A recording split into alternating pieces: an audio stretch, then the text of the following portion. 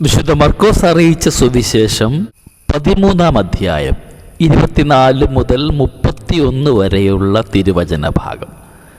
മനുഷ്യപുത്രൻ്റെ ആഗമനത്തെക്കുറിച്ചാണ് സുവിശേഷം നമ്മളെ ഇന്ന് ഓർമ്മിപ്പിക്കുന്നത്. 26-ാം തിരുവചനം ഇപ്രകാരമാണ്: അപ്പോൾ മനുഷ്യപുത്രൻ വലിയ ശക്തിയോടും മഹത്വത്തോടും കൂടെ മേഘങ്ങളിൽ വരുന്നത് അവർ കാണും. അന്ത്യവിധിയെക്കുറിച്ചുള്ള വായനകൾ പലപ്പോഴും ഭീതിയും ഉത്കണ്ഠയുമാണ് നമ്മിൽ ഓരോരുത്തരിലും നിറയ്ക്കുന്നത്. എന്നാൽ ഈശോ ഇത് പറയുന്നത് ഭയപ്പെടുത്തുവാനോ ആശങ്കപ്പെടുത്തുവാനോ വേണ്ടിയല്ല. അവൻ്റെ വരവിൽ നാം എല്ലാം ഒരുങ്ങിയിരിക്കണമെന്നാണ് അവൻ ആഗ്രഹിക്കുന്നത്. നാമൊക്കെ തിരികെ സ്വർഗത്തിലെത്തുമ്പോഴേ അവൻ്റെ കുരിശുമരണവും ഉത്ഥാനവും ഫലപ്രാപ്തിയെത്തുന്നുള്ളൂ. നാം ആരും ഒരുക്കക്കുറവ് മൂലം നഷ്ടപ്പെടരുതെന്ന് അവൻ ആഗ്രഹിക്കുന്നുണ്ട്. പ്രിയപ്പെട്ടവർ, ഇതൊക്കെ ഒരു കണക്കെടുപ്പിൻ്റെ സമയമായിട്ടല്ല നാം കാണേണ്ടത്. ഈശോ നാം ചെയ്ത ഓരോ പ്രവൃത്തിയും എത്രമാത്രം കൃത്യതയോടെ ചെയ്തു എന്ന് നോക്കുവാൻ വരുന്നതുമല്ല.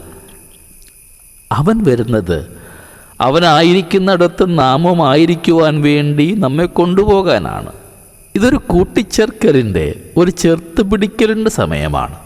നാം മനസ്സിലാക്കേണ്ടത്, ഈ വരുന്നത് ശത്രുവല്ല, വരുന്നത് നമ്മുടെ ഈശോ തന്നെയാണ്.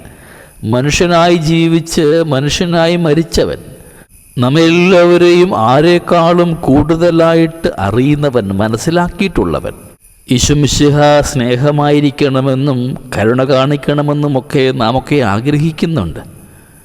ഈശോ ആഗ്രഹിക്കുന്ന വിശ്വസ്തതയും പ്രതിബദ്ധതയുമൊക്കെ നമ്മുടെ ഭാഗത്തു നിന്നുണ്ടാവുന്നുണ്ടോ എന്നൊരു ധ്യാനം കൂടെ ഇന്നുണ്ടാവട്ടെ. മനുഷ്യപുത്രൻ്റെ രണ്ടാമത്തെ ആഗമനത്തിൽ നീതീകരിക്കപ്പെട്ടവരായി നമ്മളെ ഓരോരുത്തരെയും കാണുവാനായിട്ട് വേണ്ട കൃപ നമുക്ക് തരണമേ എന്ന് നല്ല ദൈവത്തോട് നമുക്കിന്ന് ആത്മാർത്ഥമായിട്ട് പ്രാർത്ഥിക്കാം.